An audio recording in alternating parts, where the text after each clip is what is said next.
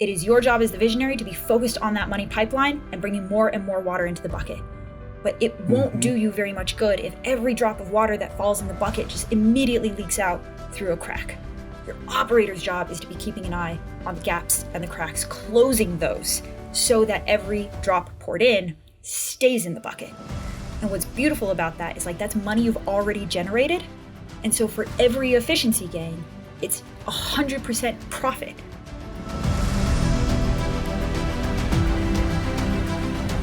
Welcome to MSP Mindset. I'm Damian Stevens, and today I got to talk with Jhana Li. She has helped hundreds and hundreds of companies with scaling past 7 figures and 8 figures of revenue. So if you're running into any of those issues, you're not going to want to miss our discussion on, stay with me, operations. Yes, I thought that was a horrible word too. And then she helped me realize this is how I can, as an entrepreneur, get back the joy in my business, stay in my zone of genius, and help my entire team do it. Not only will I and my team be happier, but if I pull this off, I can double the productivity for my business. You're not going to want to miss out on how we tie this to identity and unlock the value within. If you don't mind, Jhana, tell people about your story and how you came to found Spyglass. Yeah. So I always say that before I found operations, I was literally directionless. And what I mean by that is I was living full time in a converted van. I was traveling with my boyfriend in this van through North and South America, and I didn't really know what I was doing professionally. I was working kind of a series of odd jobs, and mostly my life was around just travel and kind of going wherever the wind took us. And my boyfriend at the time, he was growing and scaling a online business. And that was really my first introduction to entrepreneurship and what it takes to really start a company. And so as you do, you talk through problems and you try and figure things out together. And what became very clear to me, Damian, is that the things that I was seeing in his business were different than the things that he was seeing. He was seeing the technicalities of the product and the client success. He was seeing the growth opportunities and the revenue opportunities and the new offers we could be launching. I was seeing the holes, the gaps, where people weren't using their time super efficiently, where it felt very obvious to me that things could be running better. But he didn't see that, and that was very interesting to me. And through a series of odd events, I ended up stepping into that company for what was supposed to be 30-day fill in for somebody who had left. And eventually I became that company's COO, because not even knowing what I was doing, not knowing what operations was, when I got into the business, I equated to walking down Main Street in Las Vegas. It was just neon lights everywhere being this is inefficient, this is a gap, this is wasting money, this is wasting time. I couldn't not see it. And so I didn't know what I was doing, but I just started cleaning things up.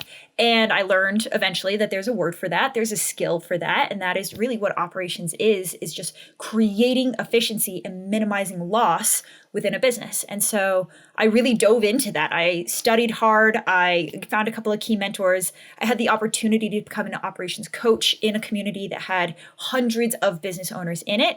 And so I got access to the data of 500 plus different businesses, pulling back the curtain and telling me what their operational challenges were and figuring out how to work through that together, figuring out what it really took, what the actual best practices and patterns of success are to create scalable operations specifically for startups.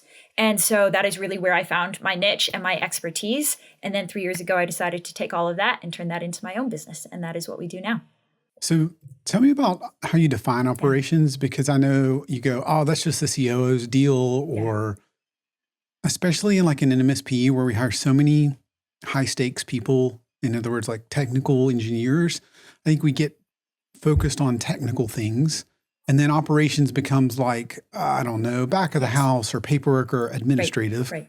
And I don't think that's quite it. How would you define it? I often see that people kind of define operations as the everything else, right? The things that are not my expertise, therefore they must belong to you. And the challenge with that is that there is no success there. You can't succeed at being the everything else. You can't create improvements in the everything else. It's a non-definable term. So my definition of operations seeks to fix that. I define operations as any action required within a business to optimize a company's use of its core 5 resources. Those resources are time, energy, money, human potential, and physical capital. These are the 5 things that we as business owners have going to work within our company all day, every day. And the job of your operator, very simply, is to make sure you get the most bang for your buck. You get the most out of every second of time from you and your team, every calorie of energy, and if that's being spent on the right things at the highest productivity possible, every dollar that we invest, every machine or piece of physical capital that we have, and importantly, and I think in the most underutilized, human potential. Like, are us and our team bringing our best to the table? Are we bringing our most amount of work ethic and creativity and innovation? That's a resource, and I believe it's the job of operations to maximize the ROI to the business from these 5 things. Hey guys, today's episode is sponsored by Servosity. I created Servosity because I was an MSP who lost data and had to face my client. I don't want you to ever be in that situation. So what's different about Servosity is that we test your backups maniacally. We test those daily, weekly, monthly, and quarterly. We manage the backups for you, so 80% of your workload is gone and you can focus on your core mission. And all of the storage is both immutable and unlimited. If you'd like to learn more, take a look at servosity.com. Interesting. So if I'm listening as an entrepreneur, and I know you've now helped hundreds of businesses scale past 7 and 8 figures, but as an entrepreneur, maybe I don't have a COO yet. I would say as a lot of MSPs, that's a title that gets put in really late. You know, we put in a, head of operation, head of help desk, or a CTO, or kind of other things that I think sometimes fill a little bit of those roles, and maybe a head of marketing or sales or just other things. So as an entrepreneur, before I've put in a COO, before I've got somebody like you, what do I need to be thinking about? Because if I hear your definition, it's really innovating, right? It's not just saying that everything else, it's innovating for a specific reason to drive that efficiency. What should I be looking for? What should I be thinking out? Where are those opportunities? So 2 components to this, Damien. Number 1 is tackling this question of the COO. Because the reality is, I think the reason we wait so long to bring in operations is because we think the only possible operational role is COO. Therefore, I have to wait until I'm really big so I can afford this really expensive person. But like any other department, there's layers to operations, and you don't have to wait to get that multi-6-figure COO. You can, in my recommendation, anywhere between like the 50 to 100K per month mark, you can hire in what I would call an ops manager. That's an entry level operational hire. They cost, 60K per year, more or less, and they're going to do the bulk of the operational efficiency that the business needs, because at the size, the business just isn't that big, and there's not that much inefficiency. There's not that much complexity. So you don't need this really advanced COO, but you also don't need to wait to start to realize the efficiency gains that an ops manager could bring into the company. So that's the first permission slip I want to give to your listeners, is like, an operational hire doesn't have to mean a COO, and you don't have to put pressure on yourself to find budget and space for that level of person, when really what you need is somebody who can manage day-to-day systems, day-to-day workflows, processes, SOPs, start to help you build and scale out your team and manage your team with you. And you're going to see enormous ROI from that person way earlier in your business growth. So that's the first piece. It's like, know the level of operator that your business actually needs, and frankly, don't pay for a level of experience that is well above what your company needs at its current stage of growth. And then second, you asked, let's say that I don't have that operator, what should I be looking at or looking for as a CEO? This is a tricky one, Damien, because most CEOs that I know don't have the operational lens, right? Again, going back to that original business with me and my boyfriend, he was literally not seeing the things that I was seeing. And I know that because I stepped into the business, and in my first week, I found $50,000 leaking out of their company in a billing system, right? So if he had seen it, he would have done something about it. The challenge is that visionary CEO lens is much more growth-oriented. It's focused on driving top-line revenue. It's focused on the technical skills that CEO brings into the business. It's not focused on the billing system. It's not focused on the bad SOP, right? It's not a part of that reality. And that's totally okay, because I believe the visionary lens That's what your company needs you to be filling. And so in my own experience, Damien, like I know this stuff, right? Like I'm a pretty good operator, but I find it challenging to be both the visionary and operator for my own business. And I hired out an operator. And when that person comes and works with me on whatever I'm focused on in the business, they're like, Jhana, how are you not seeing all of this inefficiency, all of this waste? And I'm like, holy shit, like I know these things and I don't see it. And it's because the visionary is so at odds, that lens is so at odds with the operations lens. And so I guess my way of answering your question, Jamie, is as a CEO, I wouldn't force yourself to try and wear both hats. I would really double down and master the CEO visionary hat, because that's where you're going to drive the maximum level of growth to your business. And then I would give yourself permission to not try and step out of that and also wear this operator efficiency hat. I would just find the person who's able to wear that hat for you full time. And that's where you're going to get that kind of combination of superpowers. I love that. And I never framed it that way, but I couldn't agree more, right? Which is stay where your superpower is, focus on that. And I love the words, right? Give yourself permission. Because I think when you're wearing a lot of hats and running a business, you feel like any problem, any challenge, I have to now take on a new skill set, and more than skill set, like you just don't see it. You know, you like even yourself, as great as an operator you are, you're missing something when you're the visionary. And so I think the permission to know that that's not the right fit. And what's funny is I think most people, you know, that are visionaries, they're going to get rid of accounting or get a CPA early on, or, you know, just something else a little bit more mundane. Sorry, accountants. And something I know I did. It was it was in the cross section of I need it done well, and I'm not good at it, and then the third one I don't want to, and but that for some reason seems natural and obvious. Probably most people have already done that, but it seems less obvious to me to give myself the permission, which I love that word, to not try to take on this operational role and make billing more efficient and make all those sort of things. So I want to unpack that a little bit more. And I love your example because I love the pragmatism there. So tell me about if I'm, you know, 100K a month, like you said, or something like that. That's, you know, not a huge business, growing. I want to bring on that first ops person, ops manager, you said. Maybe they're 60, I don't know, 70K, who knows? But that's not a terrifically expensive. That's definitely not a VP or C level.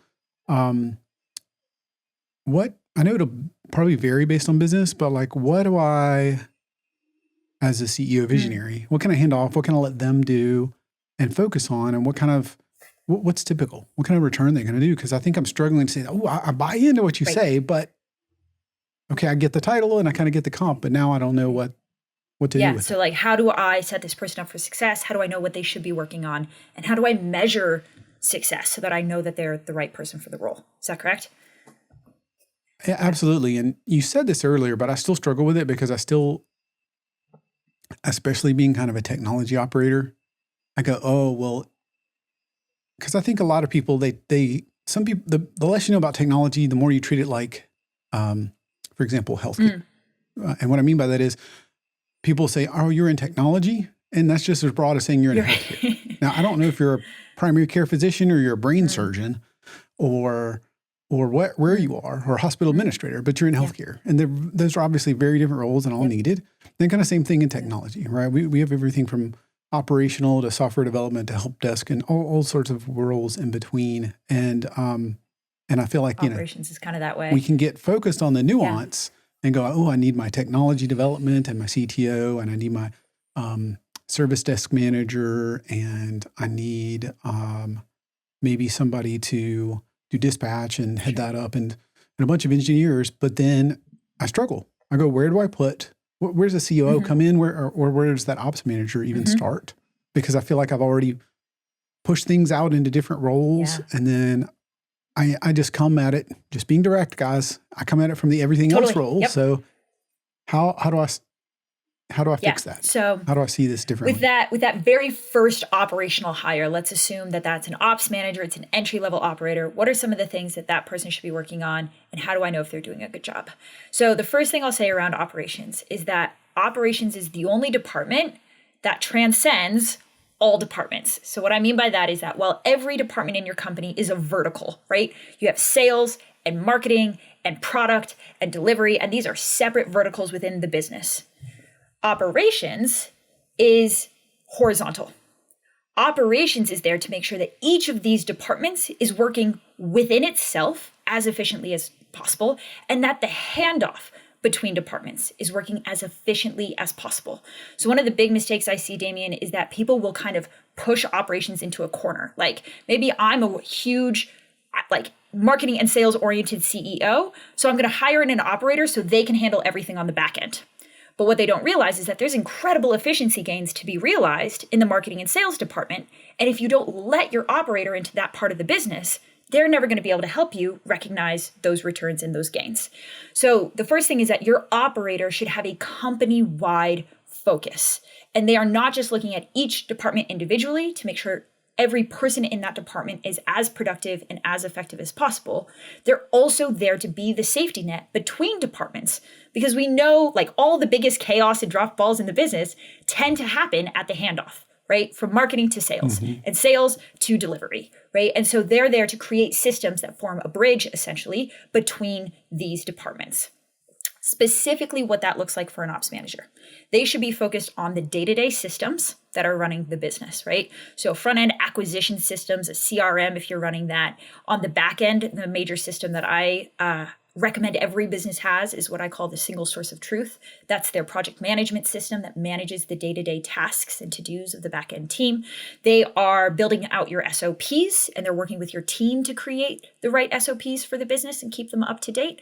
They're making sure essentially that the right work gets done by the right people. So there's sort of a project management component to it where they're making sure that people are on top of their tasks, people aren't falling overdue or behind, right? They're there to make sure that the day-to-day of the business runs. And so if we're looking at how do we measure success, what we're measuring is essentially how streamlined and chaos-free is the day-to-day. Right now, if you don't have an ops manager, you might be feeling like a lot of your time is being spent picking up dropped balls and fighting fires and kind of frenzied running around, reacting to the business, trying to figure out what's going on and trying to just keep the train on the tracks. The reality is that none of that should be necessary. None of that should happen. Balls aren't supposed to drop. Fires don't have to pop up. We don't have to spend our lives reactive to our business. In fact, our company would grow way faster if we could be proactive all the time instead of reactive, right?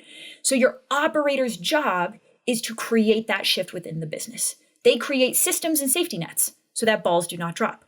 They create proactive notification systems so that the entire team is able to jump on the fire before it escalates and turns into this whole thing, right? They are there to make sure that the day-to-day runs smoothly so that everyone, yourself included, is doing their highest value work. And so the challenge with really good operations is that you almost don't see it. What you see is just a company that runs really well, but that's the operator doing their best work. The irony is, I think I struggle with it. I think the average MSP struggles with it. And what's ironic is when you're doing your job as an MSP, you're managing all the IT in a proactive way. And so I know some have come to me and said, my client is nothing breaks. I don't see anything. Why are we still paying you guys? Exactly.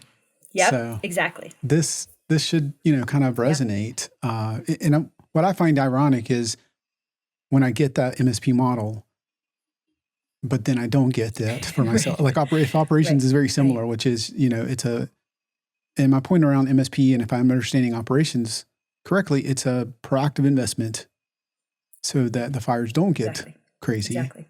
You're building a fireproof house so that nobody has to run around fighting fires. And Damien, if we're talking about how to measure this, the easiest gut check is really the CEO and how you're spending your time.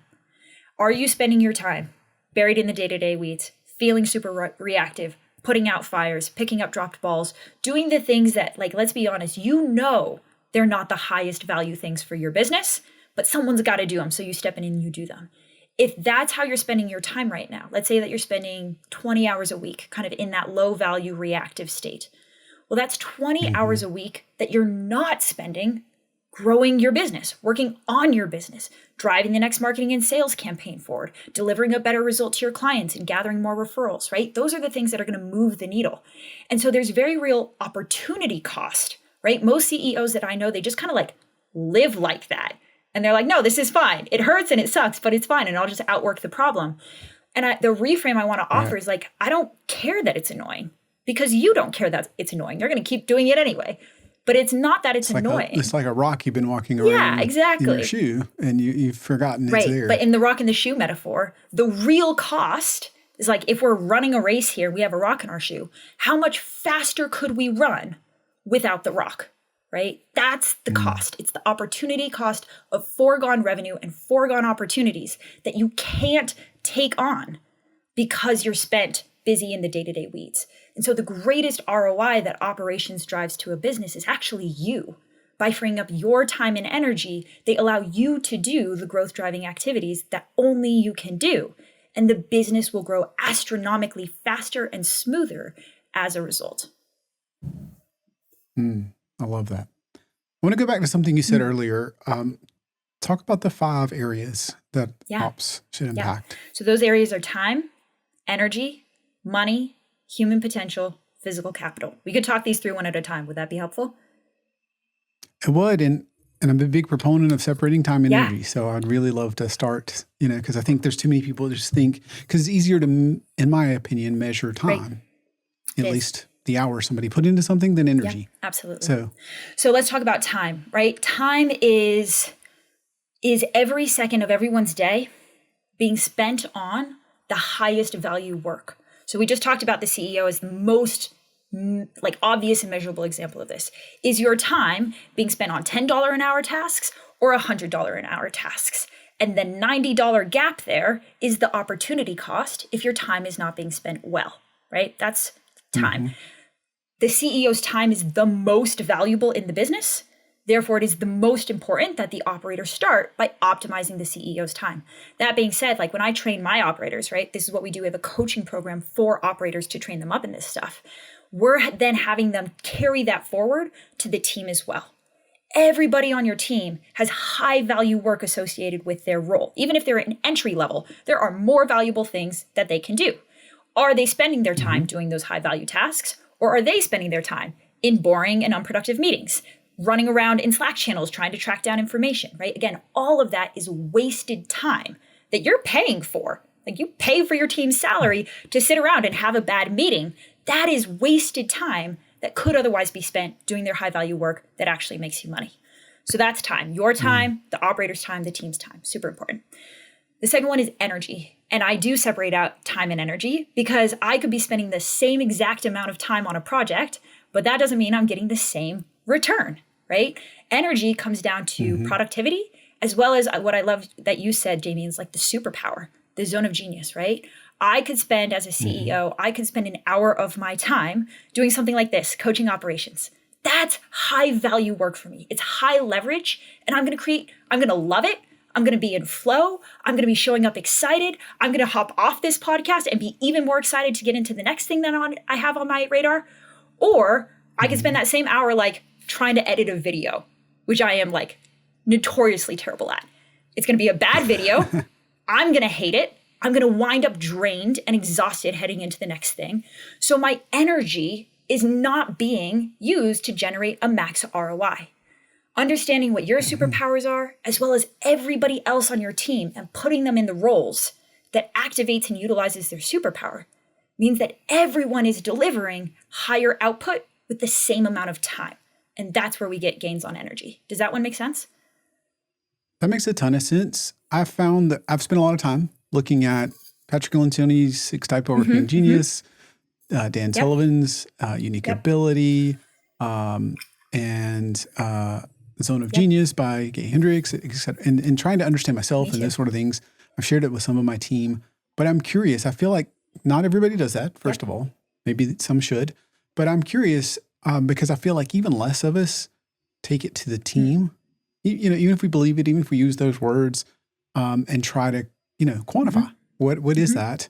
I don't know if that's out of fear that I might identify that you're spending a lot of your energy in the wrong spot. for you, but I really don't have something, or if it's out of lack of knowledge. And I know some people seem to gravitate towards understanding that. And others maybe on the team, there's like, I don't care as much to figure that out or dig into that. So I'm curious, how do you understand that and assess that and make that practical? Because I feel like I think there's a huge opportunity, because I completely believe what you said. And we've got stories about it, but I want to hear your thoughts. So I try and use the most simple framework possible for my team. And what I do is I really invite them to engage in this process with me, because at the end of the day, this is an act of self-discovery, right? I'm not going to do your self-discovery. You're going to do it, and I'm just going to provide a framework to help you with that. And the framework that I tend towards is the Zone of Genius, Gay Hendricks model. And he talks about the Zone of Genius quadrant. So very quickly, these are like 4 boxes. You can imagine a quadrant on a page. The lower right box is the zone of incompetence. These are the things that you are bad at and you hate doing. So for me, that's video editing. It is a complete waste of my time and energy. Like the product and outcome is not good, and it leaves me drained. I should never do those things. Bottom left is zone of competence. So these are the things that you can do. You're totally fine at doing them, but they don't light you up. They're not energy ROI positive, right? So this would be things like maybe like invoicing clients or billing, right? Like we can all do them, but they don't light me up inside. Replying to emails, right? In a lot of cases. Okay, so that's a great example. Then we have zone of excellence, upper left-hand corner, right? So these are the things that you're really good at, you enjoy doing, and you're masterful. You've put in the time to develop. These are generally like technical skills. Operations for me, Damien, is a zone of excellence. It is an acquired skill that I have gotten good at over time.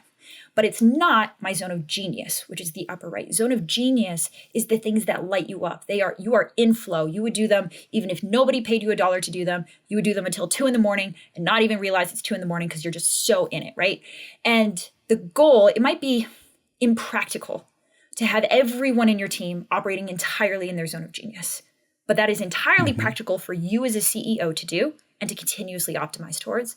And it is practical to have your entire team operating mostly, like 80% plus of their time, in a zone of excellence or a zone of genius. And when and where something drops into a zone of competence, like, all right, we all have to do like timesheets or whatever, right? It's nobody's zone of genius, but it has to get done. And none of us should be in our zone of incompetence.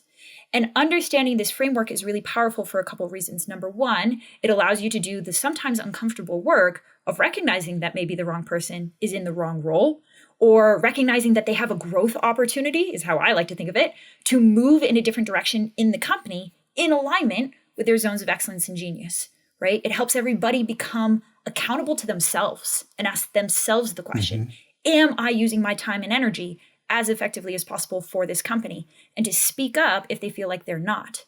And then where it's most powerful to me, Damien, is in hiring, because I can avoid all of the future discomfort if I just hire somebody whose zone of excellence and genius aligns with that of the role that I'm trying to fill. And in fact, by doing that, I ensure my team is happier, they're more in flow, they're more engaged and bought in, they enjoy their work because I designed the role and then fit the person into the role who is naturally in alignment with what the role requires. And so understanding this framework allows you to create way higher levels of productivity in your team just by hiring correctly from the beginning.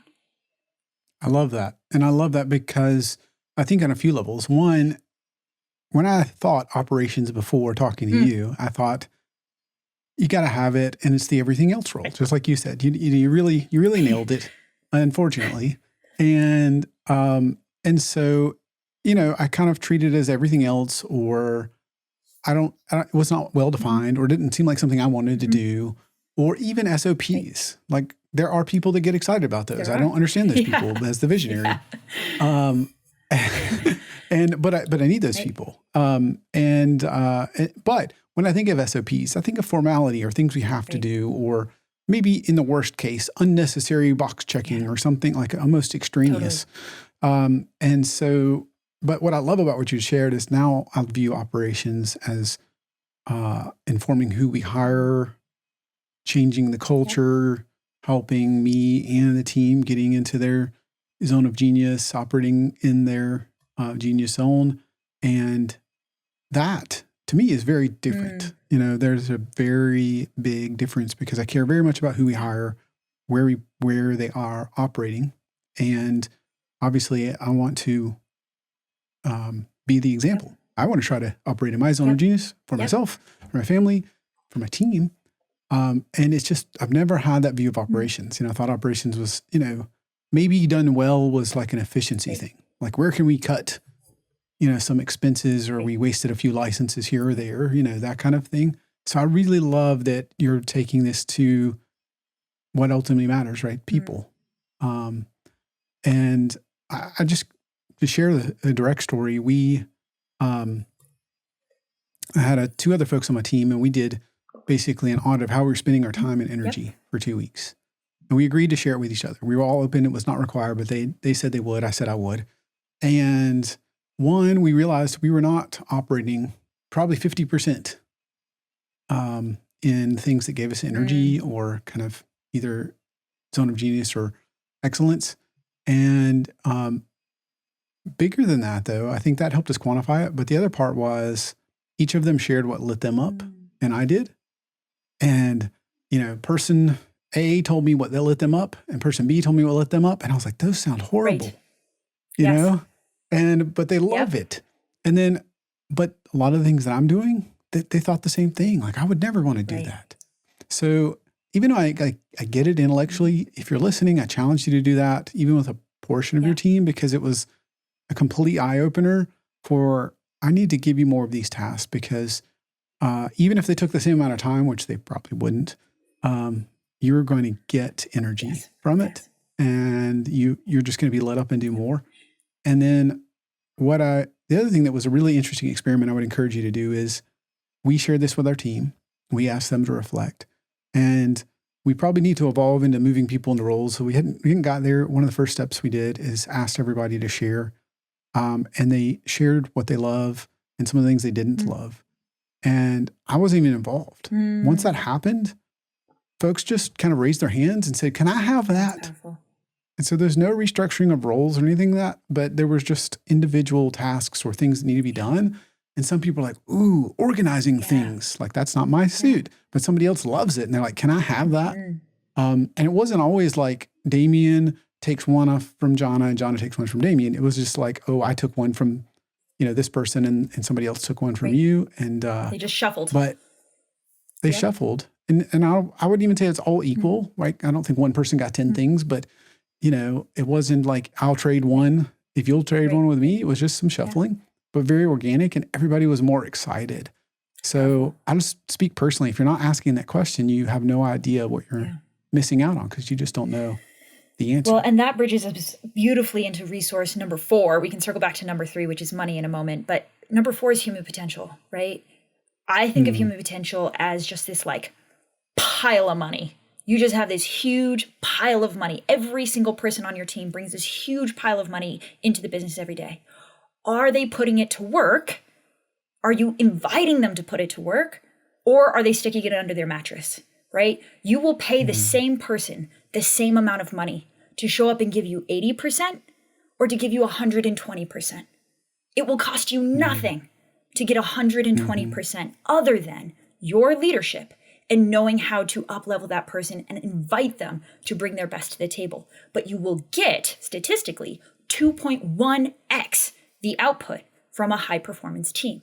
And so human potential to me is this like huge unlock. Like you can literally double your productivity and your output for free. There's like nowhere else in a business you get that kind of ROI. And it's as simple as things like, are people in the roles that light them up? Because if I'm in a role where I feel like I have room for growth, I have room for development and mastery, I feel like I'm delivering on a good quality and I take pride and ownership in my work, I'm going to show up with more innovative ideas, more creative ideas. I'm going to be more proactive in my problem solving. I'm going to be thinking about it on the weekends and reading books in my free time, not because you're paying me, but because I want to. And so as a business, like I'm just excited because this is my zone of genius. This is what I love. And so I'm just going to go out of my way to over deliver because I want to. And if you can create an environment where everyone on your team feels that way, for free, you get this huge increase in performance and output. And it has the added benefit, Damien, of dragging you into the weeds way less. Because if you have a team that comes up with their own ideas and solves their own problems and answers their own questions, then you don't have to. And you can spend your time driving the business forward and doing the very high value work that you need to do. So human potential is this massive unlock, and it all just comes down to us. Like, the very hard truth of human potential is that it actually has nothing to do with our team and everything to do with us and our leadership. So if you are across the board looking at your team and you're feeling just kind of meh, disappointed, I like them, I care about them a lot, but like, they don't wow me every day. I don't wake up like with tears of joy about how grateful I am to work with my team every day, That is data. That's your business giving you data that says there's room for you to improve as a leader. And the good news is that if you improve, you make automatic and free ROI on that growth. Yeah. And one part that you shared there, I think is super critical, which is I've got to have the vulnerability to realize I'm getting that data. I need to show up differently. I need to show up better. And another part of that is what I feel like is every time I hit a wall from an entrepreneur perspective, it's always me, Yes, first always. of all. And secondly, there's this invisible pain line. And what I've realized is you just won't grow past it. And what I mean by that is it's different for every one of us.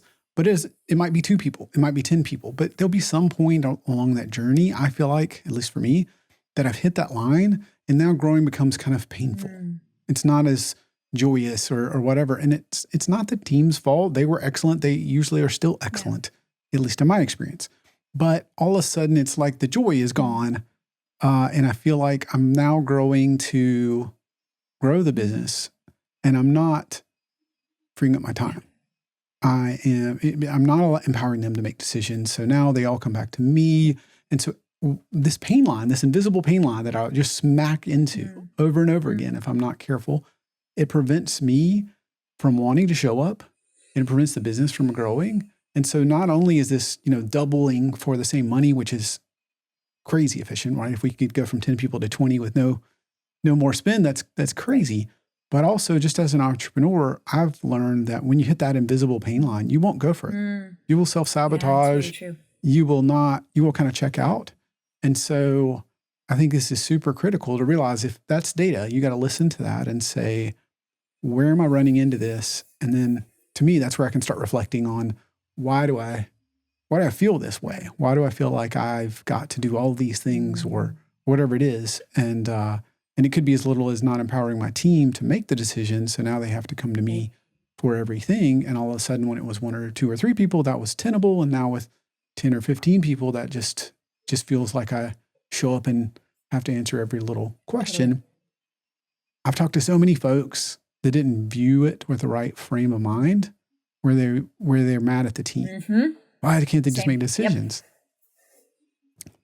But I've learned that's because I haven't empowered them. So to me, there's this also like double it, but also there's this pain line. And at least with me, I'd love your input, Jhana, but I won't go past that. I hit this pain line and then there's just an invisible thing. And what will happen is headcount won't grow, revenue won't grow, the joy, the innovation, everything just kind of grinds to a halt. The business keeps going, but it's not going anywhere. So interesting. It's not growing. So interesting. Yes, I have experienced exactly what you're talking about. It is so painful. And what I have found, at least in my own experience, is that when I am up against that pain line, it is the business, again, just giving me data, sending me a signal that says it's time for me to evolve into the next version of myself. There's a great quote that I love, which is your business will not grow any faster than you do. And so if your business is plateaued, the very first place to look is at yourself and ask yourself, who do I need to become to earn and unlock the next stage of my business? Maybe who I need to become is an empowered leader.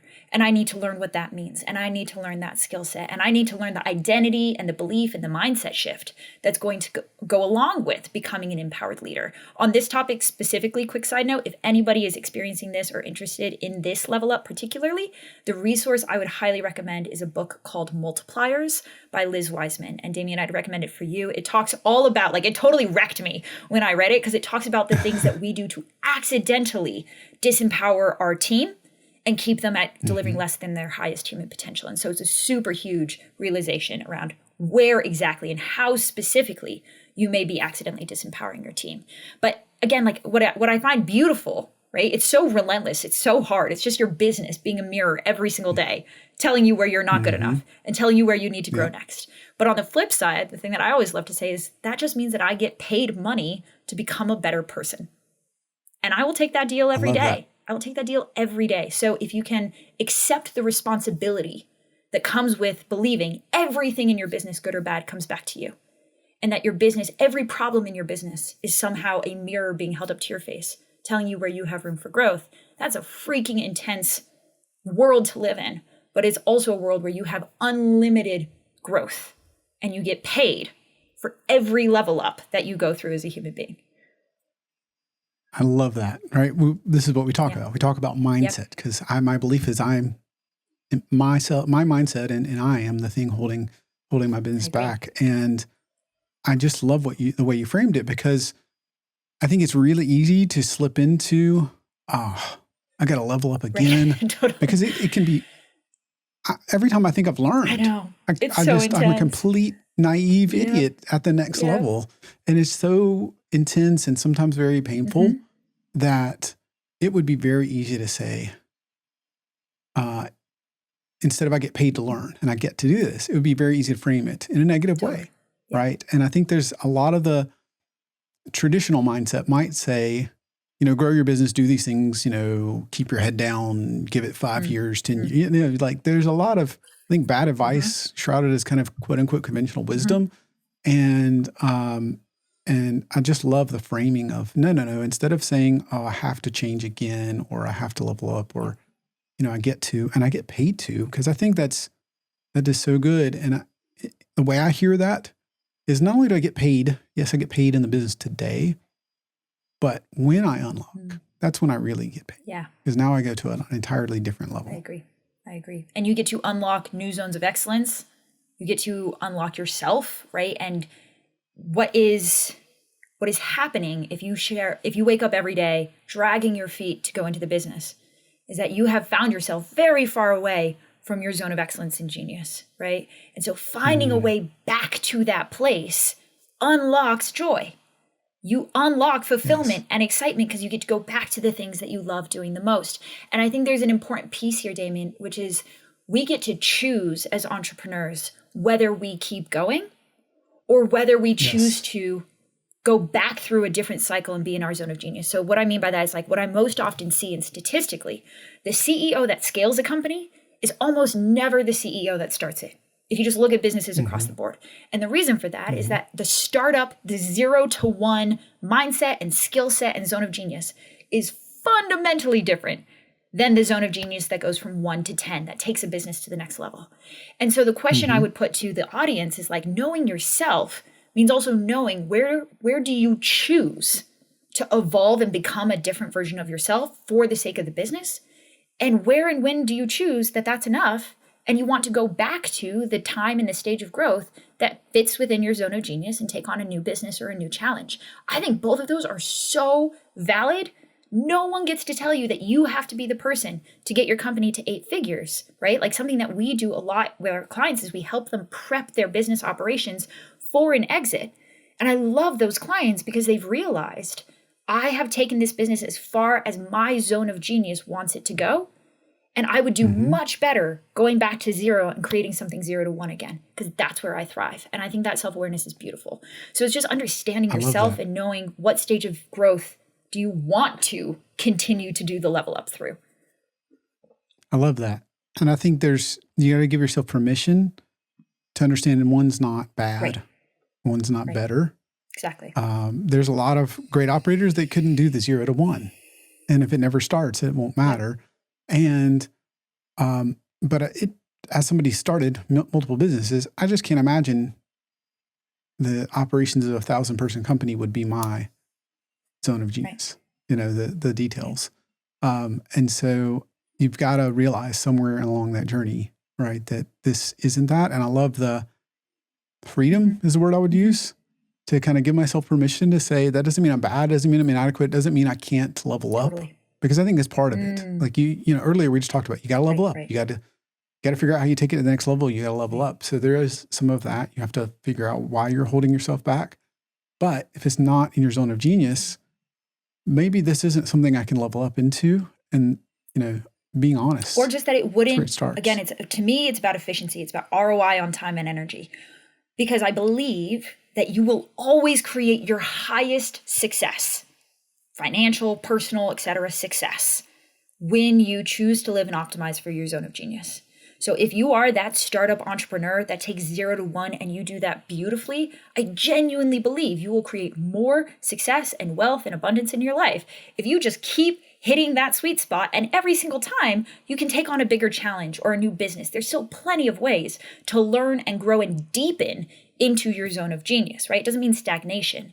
It just means I've chosen to double down on this stage of growth and become a master of this, as opposed to continuously push myself into like new stages of being and new versions of self that I ultimately don't choose, not because I can't, right? That's your part. Like, it kind of feels like quitting, and we don't quit. So that's a really hard thing, right? As opposed to, it's not quitting, it's choosing to evolve in a different direction, into a different version of yourself than this one business will force you to become if you take it all the way.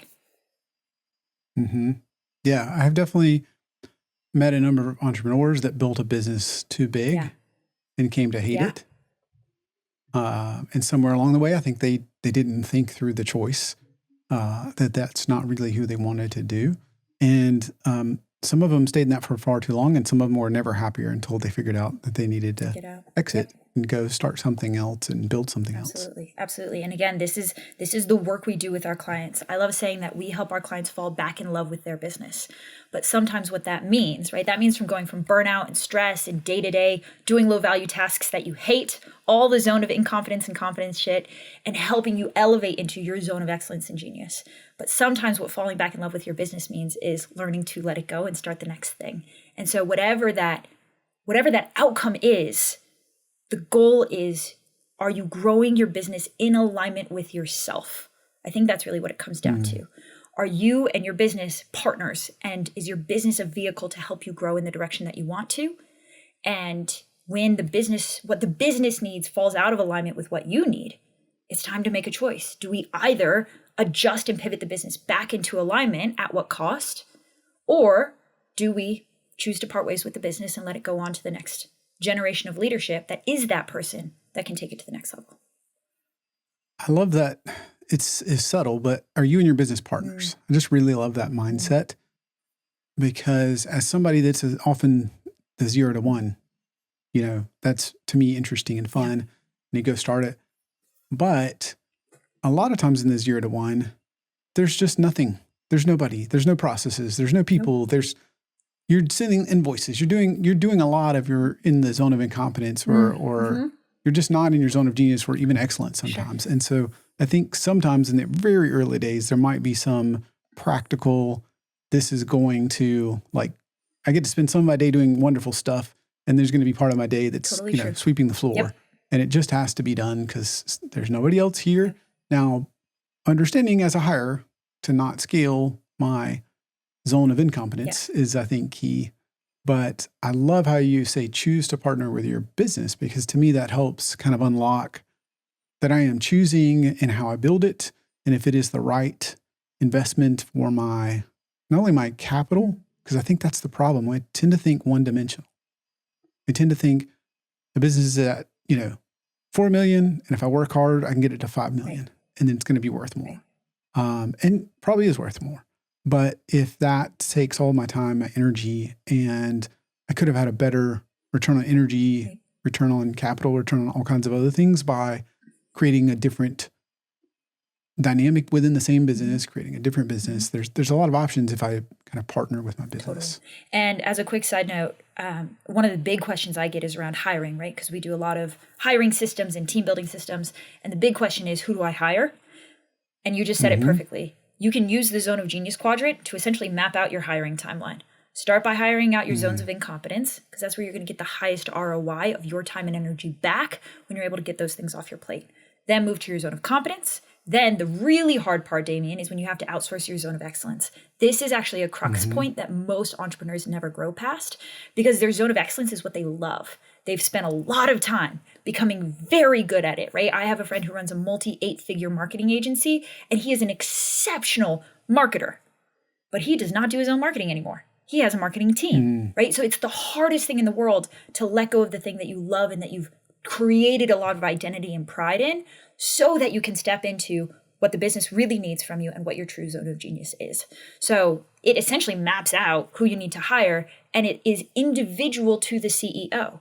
Because for you, you may be brilliant at, let's say, sales. Cool. Sales is something you're going to hold on to much longer. Most coaches would recommend that you hold on to sales for a very long time. But for me, I'm terrible at sales. If we're being honest with myself, right? Like, I am not good at it. It's a zone of competence at best. And so it made way more sense for me to hire that role out sooner in my journey, because again, it's just about optimizing me. Where am I going to get the ROI on my time and energy? Not by closing 20% of my sales calls, but by doing an 120% effort on podcasts and stages, right? So it's just, again, I think the big thing here is self-awareness. Knowing yourself as an entrepreneur allows you to build a business strategically to optimize for you as the highest value asset and resource within the business. I love that. I think that really succinctly ties up that, because if I'm an MSP, there are so many books on how to build your MSP. There are peer groups that will teach you. There are all kinds of coaching and consulting. There are benchmarking. You can turn in your financials and understand where you are in the top quartile, bottom quartile, et cetera, in different levels. And none of that is necessarily bad, but most of it is quite prescriptive. Right. One size fits all. At this level, you need to have these roles. So, and I think this kind of helps me unlock like why that's probably better if I've never built a business than nothing. Right. And it's a good guidepost maybe, but you're going to outsource sales before I am. And there are people that are going to you're going to do a lot more operations than I will. Right. I'm going to outsource operations before you probably. Exactly. Unless you just knew better to outsource it first. So I love that, like building it around you. And I have a question around that. How do I give myself permission to do that? Because I've got a great team and I want to take care of them, and I got great clients and I want to take care of them. And while I want to do it, I think there's this also part of this inner voice that goes, yeah, but this is just how business is done, or, it's not all about you, or there's just a lot of those things that can come up and say, hey, it's not really about you. Just, if you, like, for example, hiring can be really challenging. And depending on the market and the timing, sometimes you're like, I finally found somebody that has the skills. I just need to snap them up. And maybe they don't really align, and they wouldn't really take anything off of my plate in terms of that. They just would scale the business. So how do I, there's a lot of competing factors. How do I give myself permission and really dial it in? Because, what you're saying is it's about the entrepreneur, the founder. So I've observed this a lot. And it's so fascinating because we essentially help entrepreneurs step into their zones of genius by getting the right operations and the right team and the right systems in place. And it is fascinating, Damien, as white space starts to come back onto the entrepreneur's calendar, as hours every week get freed up. And what happens? Maybe 50% of the time, they fully freak out. They freak out and they jump back into the weeds. They will make messes just to clean it up. They will jump back into roles and processes that they have been detached from successfully for months. And why do we do that, right? I'm not judging anybody here. I've seen it again and again and again. Why do we do that? Because I think it comes back to an identity piece. And the identity, the belief says, I have to create my own success. It has to be me. And that's a beautiful belief when you are small, because it is totally freaking true, right? What you said, like, Right. you can't be in your own way and say, I'm too good to be sending invoices. No one's sending those invoices. You better like roll up your sleeves and get it done. You are the creator of your own success. And so the challenge is in that 0 to 1 stage, we do everything. We outwork every problem. We figure everything out. We have every idea. We solve every problem. That's what makes us successful. And so we build an identity around that says, this is who I am. This is where my success comes from. And the challenge, one of the big evolutions that needs to happen between 0 and 1 and 1 to 10 is a shift in the identity that says, I am the creator of my own success, to my job is to create an ecosystem that creates success. My team is the one that's going to come up with the ideas. My team is the one that's going to fix the problem. My team is the right. You have to shift fundamentally what it means to be worthy, deserving, and successful. And that's the inner work. That is so hard. And so I would rather, in that earlier belief, I would rather just jump in there and figure it out myself. I will never give myself permission to take this hat off my head, because I believe I have to figure it out in order to be successful. And so I think if we can tackle the underlying belief, right? We talk about giving permission. I can show you a literal spreadsheet, because we've built this, that will show you exactly how much more money your business will make if you delegate effectively, you hire in an operator, and you step into your zone of genius. I can calculate that to the dollar, but that doesn't mean you're going to do it. That's because right. your identity will say, no, I have to figure this out. And so the question is, it's like, are you willing to evolve that? Because until you do, no amount of delegation frameworks or books are ultimately going to help you make this leap. You're just going to jump back in. And that is the definition of self-sabotage. You're just going to jump in and figure things out yourself, even if that's no longer what your business needs from you. Yeah. It's comfortable. It's familiar. It is. It's identity. And it's what we believe about ourselves. Yeah. And I think, for most of us that started a tech business, there's this chief troubleshooter, which is some form of chief fire putter outer. Yeah. Some part of innovating and some part of chief fire putting out. And I think, we hire some techs and that's fine. And I feel like maybe with them we struggle to let go of the chief being the most informed and like the top tech. And then there's a bigger struggle to actually hire somebody to manage the techs, because then you got to be another level removed. So yeah, I know I've gone through those and continued to go through those. Now I think it's amazing. The folks on my team know far more than I do about our product. And the me of a few years ago would have been like, I will never give that mantle up. Like I want to know more about some of those inner workings.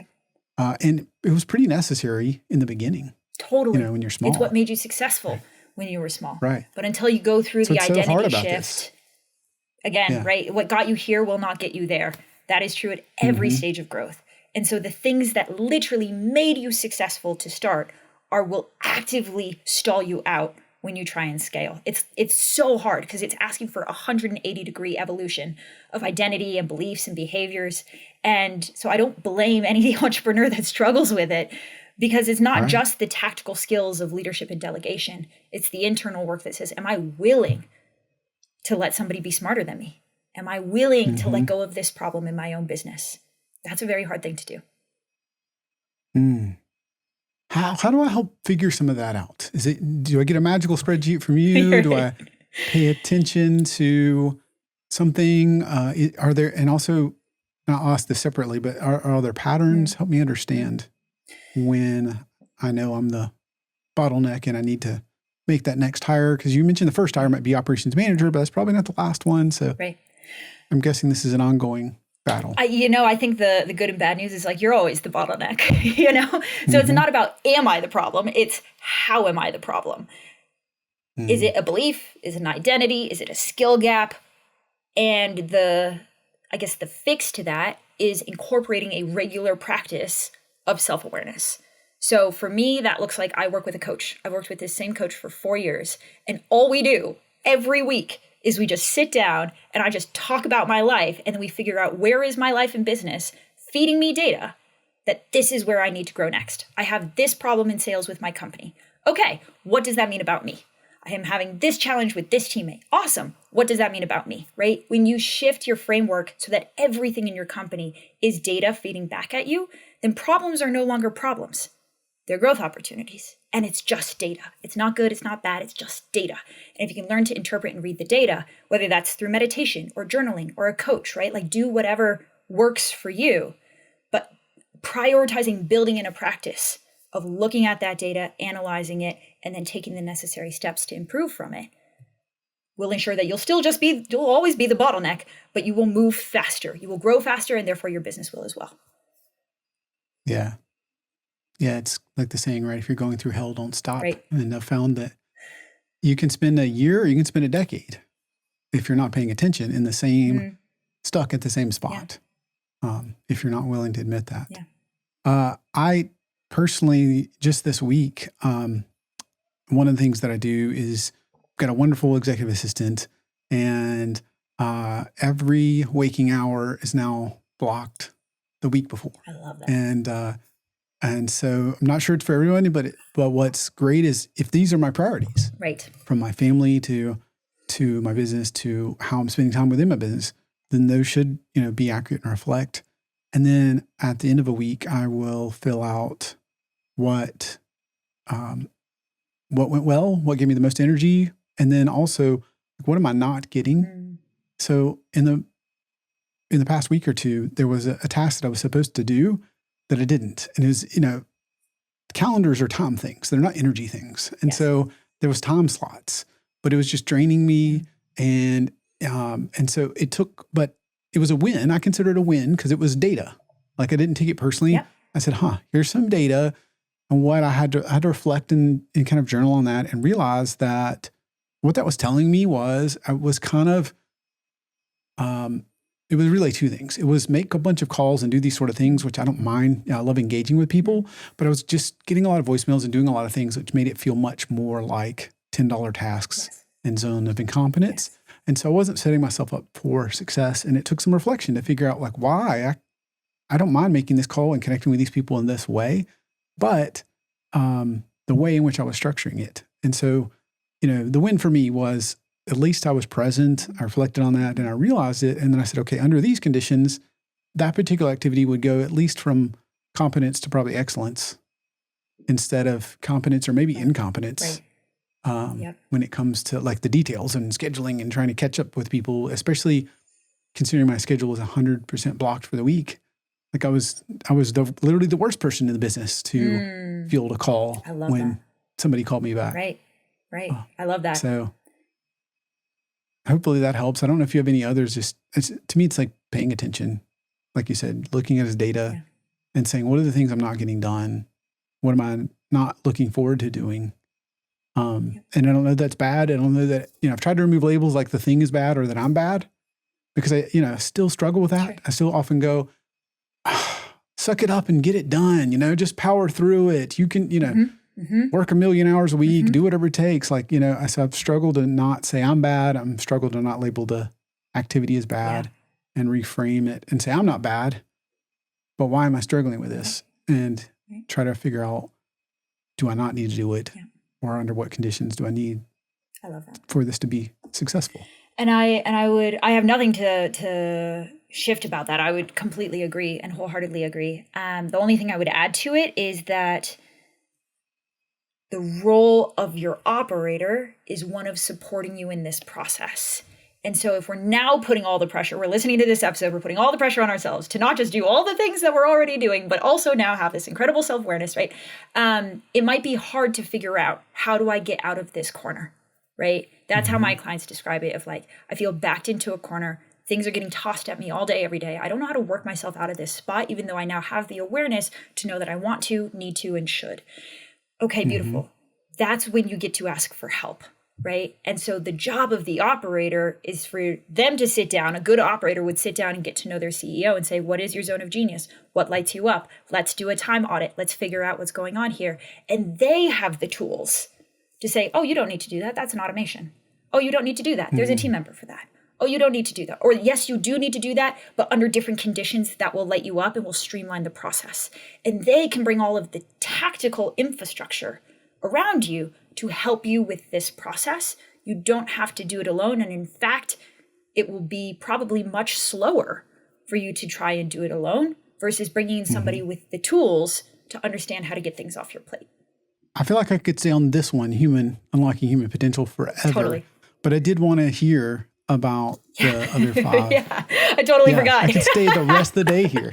And we could spend the rest of the day I know, I love it so awesome. much. Okay, so we've covered time, we've covered energy, we've covered human potential. The other 2 are physical capital.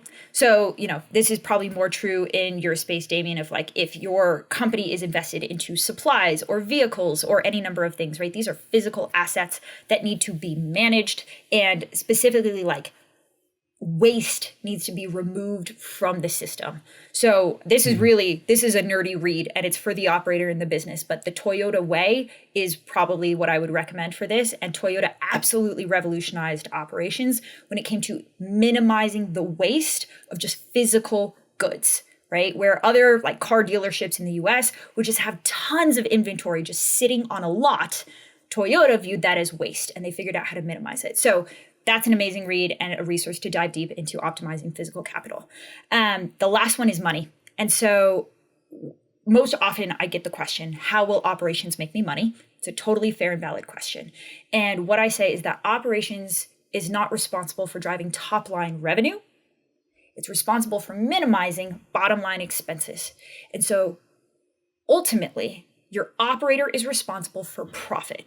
Profit is the North Star metric that they own in the business, not because they stack a bunch of money on top, but because they keep expenses low while you stack a bunch of money on top. And the gap between the top line and the bottom line is profit margin. And so knowing that every single dollar being put to work within the business, whether that's on a software or a piece of capital or an employee, knowing that that dollar is being invested in a way that will maximize the ROI, that is why having a knowledge of financial analysis, the P&L, is important for more advanced stage operators. Let me be clear, your ops manager, your entry-level operator, is probably not going to come into the business knowing how to read a P&L. But as you get more advanced in the operations department, that's one of the key skill sets that you're unlocking, is an operator telling you, this is where we're being inefficient with our money. Yeah, follow the P&L, figure out where all your dollars that you're investing going every month. And just minimize waste. It's all about minimizing waste. I always say your business is a bucket, and money, like sales and marketing, is the water pipeline, bringing money into that bucket. But every single bucket has cracks and gaps and holes and leaks. It is your job as the visionary to be focused on that money pipeline and bringing more and more water into the bucket. But it won't do you very much good if every drop of water that falls in the bucket just immediately leaks out through a crack. Your operator's job is to be keeping an eye on the gaps and the cracks, closing those so that every drop poured in stays in the bucket. And what's beautiful about that is like that's money you've already generated.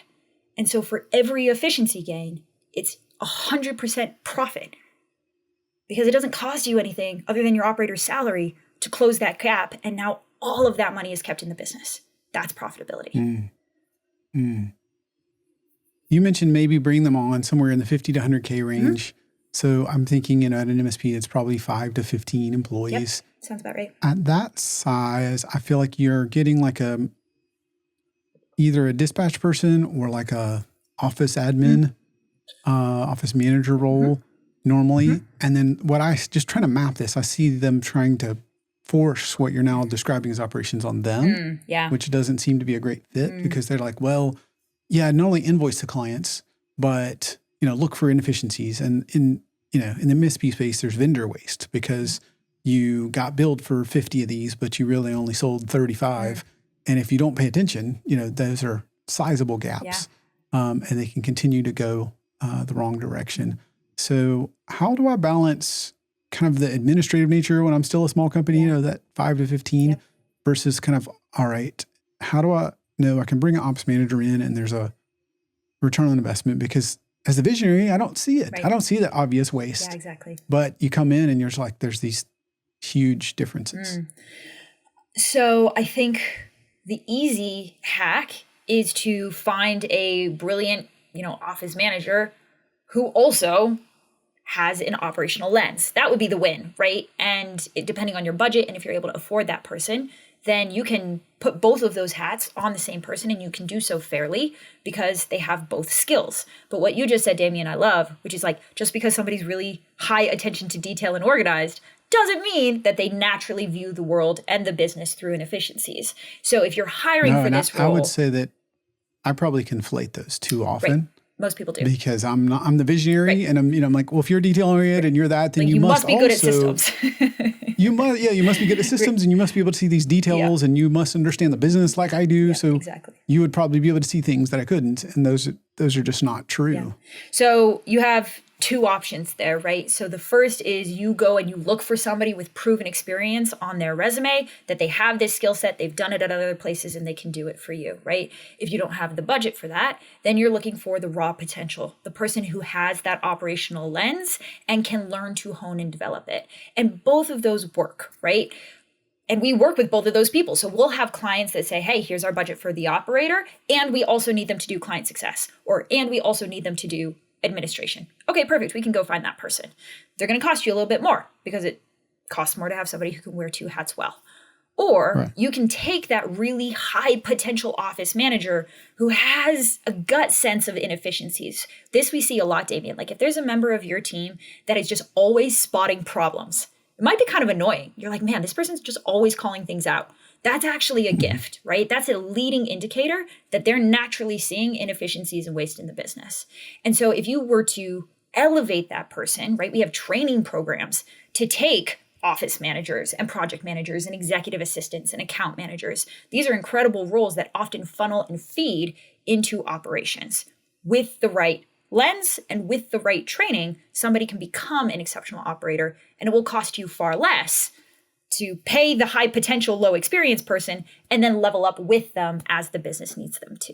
So that is also an option. But the key is like, are you choosing the operator based off of the right talent and lens, or just because they're an organized person? Half the time we have to tell our clients that the person they've put in the operations role is actually not the right fit.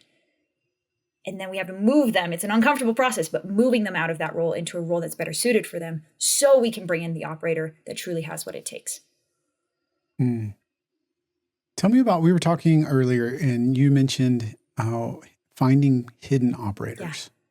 What does that mean? Yeah. So this is what I mean is like, if they could be anybody, they could be in any role, right? But if there's a member of your team that is intrinsically geared towards inefficiency, gaps, waste, they're seeing things, they're calling out problems, they're probably trying to organize and fix things. It's like almost compulsive. Like I can't look at a messy bookshelf and not try and straighten it out, you know? And so if you see that person, then the question simply becomes, do you choose to grow in this direction? That's it. They don't have to say yes. They could be like, no, I love my job and I want to stay where I am. Fantastic. Then we'll find somebody else. But there's a growth opportunity for you if you choose to develop into the role of operations. Listen to this podcast episode. Here's what that means. Is this intrinsically interesting and motivating to you? If so, there are coaches and resources out there that we can equip you with for you to start to grow and level up in this way. And so you give them the growth opportunity and they get to decide that intrinsic motivation of like, yes, I want that. I want to chase that. I want to grow in that direction. I will take on the learning to make that happen. And all you are doing as a business owner is investing in that growth and giving them the tools they need to be successful. That's your hidden operator. Well, Jhana, I feel like I could do this all afternoon, but I don't want to take up all of your day.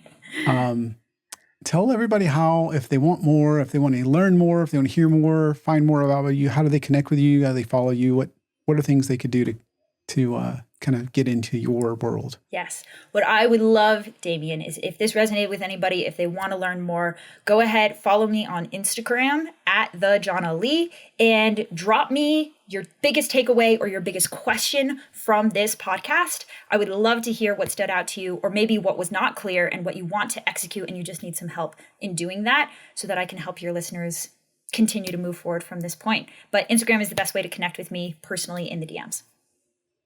Love that. Yeah. And if you're listening, I challenge you to miss the opportunity. Don't just listen. Do something. Yeah. Like if you don't change your mindset, you won't change your life. And if you're just listening, that won't do it. So take out that opportunity that Jhana just gave you the gift of, and make sure to DM her on Instagram.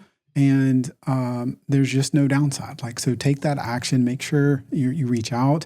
And she is somebody that so many people love to work with. So to be able to get any feedback from her is just a super gift. And so as this has been, thank you so much for being on MSP Mindset, Jhana. This is really a gift. Absolutely. Thank you so much for having me.